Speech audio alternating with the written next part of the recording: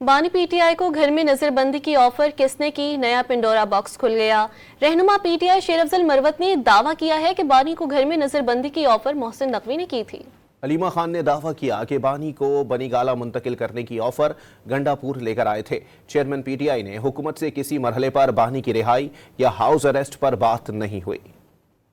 बानी पीटीआई को जेल में कैद के बजाय घर में नजरबंदी की ऑफर किसने की, पैगाम किसने दिया और पैगाम रसानी किसने की, नया पेंडोरा बॉक्स खुल गया। रहनुमा पीटीआई शेर अफजल मरवत ने दावा किया कि एस्टेब्लिशमेंट और हुकूमत की तरफ से बानी पीटीआई की घर में नजरबंदी की ऑफर मोहसिन नकवी ने की थी। ऑफर से इनकार पर 3 हफ्ते या 20 दिसंबर को बानी की रिहाई की पेशकश हुई। पहली पेशकश आई जिस तरह खान साहब ने खुद मीडिया के सवालात के जवाब देते हुए कहा कि हाउस अरेस्ट की ऑफर आई। ये ऑफर एस्टेब्लिशमेंट और हुकूमत की तरफ से मोहसिन नकवी साहब ने की। इनकार हुआ तो फिर जो है 3 हफ्ते या 20 दिसंबर तक खान की रिहाई की जो है पेशकश हुई। ये पेशकश जो है लेके बैरिस्टर गौर साहब 3 दफा जेल गए।